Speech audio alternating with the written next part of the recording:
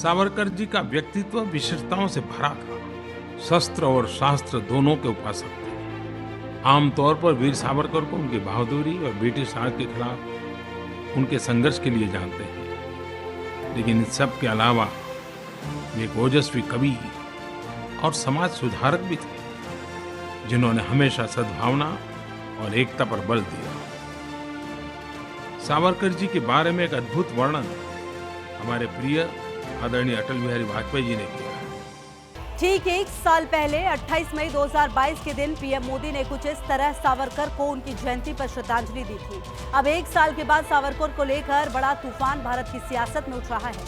संसद भवन की नई इमारत का उद्घाटन ठीक उसी दिन किया जा रहा है जिस दिन सावरकर की 140वीं जयंती है। 21 विपक्षी दल 28 मई को होने वाले उद्घाटन समारोह के बहिष्कार का ऐलान कर चुके हैं। हालांकि उन्होंने मुख्य मुद्दा राष्ट्रपति के बजाय पीएम मोदी के हाथों उद्घाटन को बनाया, लेकिन सावरकर की जयंती का ही दिन चुनने को लेकर भी सवाल खड़े किए जा रहे हैं। महात्मा गांधी के प्रपौत्र तुषार गांधी ने तो तंज कसते हुए कह दिया कि पीएम को नई संसद का नाम सावरकर सदन रख देना चाहिए और सेंट्रल हॉल का नाम माफी कक्ष कर देना चाहिए। दरअसल सावरकर के कई पहलू हैं और अलग अलग लोग उन्हें अपने अपने चश्मे से देखते हैं। आइए आज आपको बताते हैं सावरकर की कहानी। वो कौन थे, उन्होंने ऐसा क्या खास काम किया था, उनसे कौन कौन से विवाद जुड़े हैं, और ये भी जानेंगे कि कांग्रेस पार्टी आखिर उनसे इतनी खफा क्यों रहती है और बीजेपी सावरकर को इतना महत्व क्यों देती है। आगे बढ़ने से पहले ये जान लें कि सावरकर के संसद भवन से संबंध पर यह पहला विवाद नहीं है।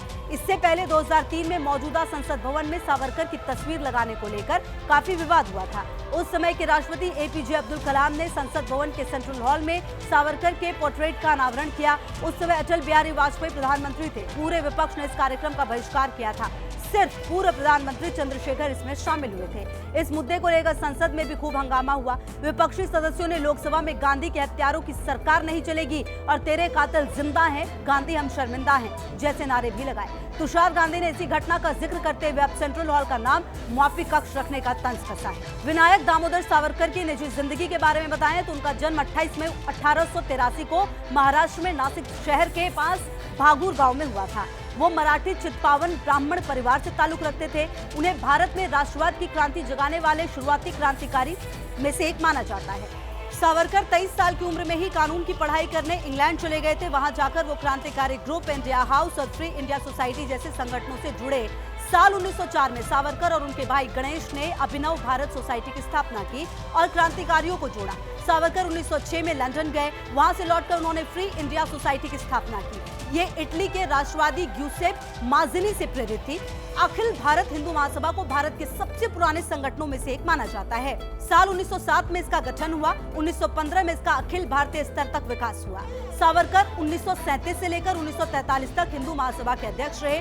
सावरकर के अलावा पंडित मदन मोहन मालवीय, लाला लाजपत राय जैसे लोग भी इस संगठन से जुड़े थे। 1909 में सावरकर को सशस्त्र विद्रोह की साजिश रचने के आरोप में गिरफ्तार किया गया।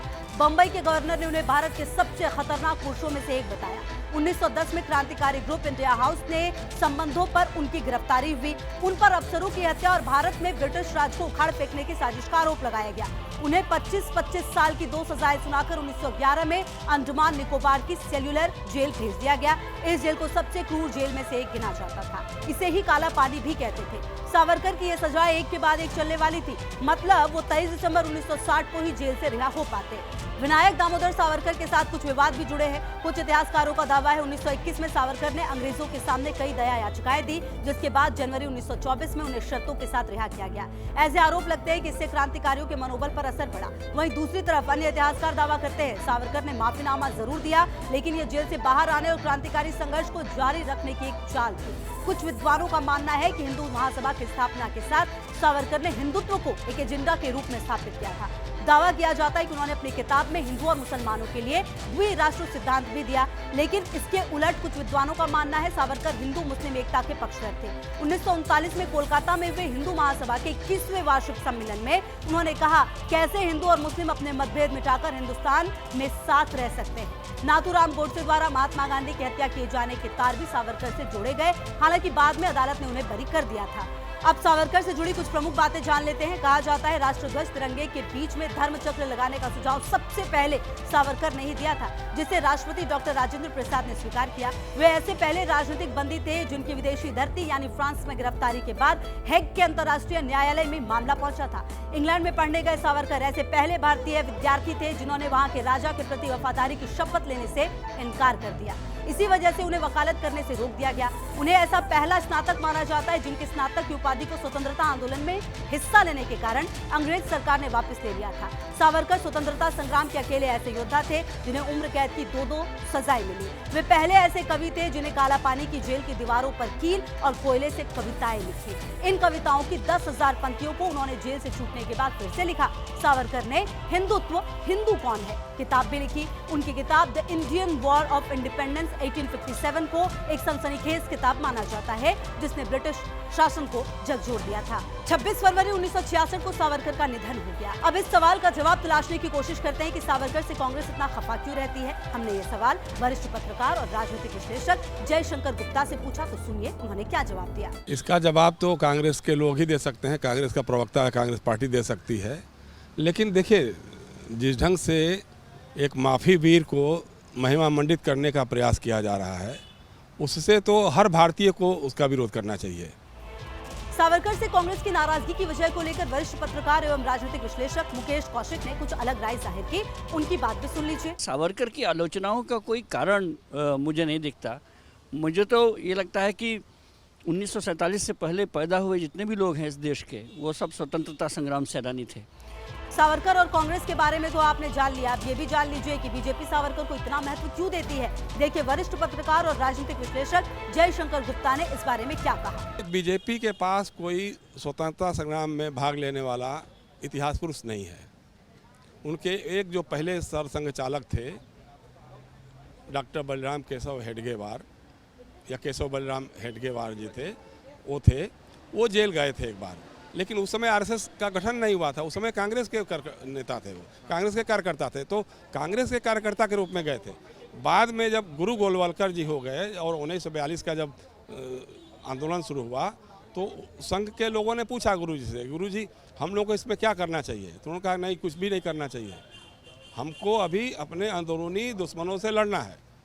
तो अंदरूनी दुश्मन कौन है?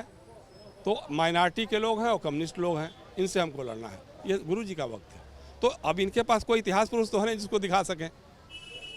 तो उनको लगा कि वीर सावरकर को, जिसको माफी वीर कहा जाता है, माफी वीर सावरकर को सामने रख करके हम बता सकते हैं कि देखो जी, हम लोगों ने भी, हमारे हिंदुत्व के लोगों ने भी योगदान किया था। अब हमारा सवाल यह है कि भारतीय जनता पार्टी खुले मन से सावरकर को स्वीकार भी नहीं करती है। बीजेपी और सावरकर के संबंधों पर वरिष्ठ पत्रकार एवं राजनीतिक विश्लेषक मुकेश कौशिक क्या कहते हैं, इस पर भी गौर कीजिए। मुझे लगता है कि वीर सावरकर चूँकि हिंदुत्व के पुरोधा थे, उन्होंने आज़ादी की लड़ाई में हिंदुत्व का साथ दिया था, और हिंदुत्व की विचारधारा और हिंदुत्व का कोई भी बयान भारतीय जनता पार्टी को अपने पक्ष में जाता हुआ दिखता है, तो शायद वो वीर सावरकर को उतना तरजीह देगी, नायक बनाएगी। अब चलते चलते इस सवाल का जवाब ढूंढने की कोशिश करते हैं कि नए संसद भवन का उद्घाटन सावरकर जयंती के दिन ही करने के पीछे बीजेपी का क्या उद्देश्य हो सकता है। वरिष्ठ पत्रकार मुकेश कौशिक सावरकर की जयंती के दिन नए संसद के उद्घाटन को महज इत्तेफाक मानते हैं। सुनिए उन्होंने क्या कहा। अगर सरकार ये कहती कि हम वीर सावरकर की जयंती पर इसका संसद का उद्घाटन कर रहे हैं, तब मैं मान लेता कि ये उस मौके पर है। मुझे बिल्कुल इत्तेफाक लगता है। नरेंद्र मोदी सरकार ने 4 साल पहले 30 मई को शपथ ली थी, और 28 मई को मुझे लगता है कि वो 4 साल पूरा होने के उपलक्ष्य में कोई कार्यक्रम करना चाहते थे। उसके बाद इसको तमाम तरह के आयाम दिए जाने लग गए हैं। सावरकर जयंती के दिन नई संसद के उद्घाटन को लेकर राजनीतिक विश्लेषक जयशंकर गुप्ता की राय भी जान लीजिए। उद्देश्य यही हो सकता है कि दिखाने के लिए कि हम हिंदू राष्ट्र की तरफ बढ़ रहे हैं, हिंदुत्व की बात कर रहे हैं, तो उसमें थोड़ा सा और आगे बढ़ेगा मामला, ये उनका उद्देश्य हो सकता है। लेकिन आप सबसे बड़ी बात ये भी है कि जिस दिन आप उद्घाटन कर रहे हैं, आपको ये भी बता दें कि उसके एक दिन पहले 27 मई को नेहरू की पुण्यतिथि है। तो कहीं ना कहीं एक मैसेज देने की कोशिश की जा रही है कि नेहरू एरा ख़त्म, कांग्रेस एरा ख़त्म, अब जो 2014 से जो नई आज़ादी मिली है देश को, नया हो रहा है, तो उसका एक नया शुरुआत हो रही है। बहरहाल ये काफी विवादित मसला रहा है कि कौन व्यक्ति सावरकर को किस रूप में देखता है। कांग्रेस पार्टी उन्हें अलग चश्मे से देखती और बीजेपी का उनके प्रति अलग नजरिया है। ये अंतहीन बहस का मुद्दा है, इसे लेकर बरसों से सवाल उठते रहे हैं और ऐसा लगता है कि आगे भी उठते रहेंगे। आपको ये वीडियो कैसा लगा हमें कमेंट करके जरूर बताएं। न्यूज़ नेशन को सब्सक्राइब करना ना भूलें। आप हमारे YouTube चैनल पर संसद भवन के उद्घाटन से जुड़े दूसरे वीडियो भी देख सकते हैं। Bureau report, team news nation.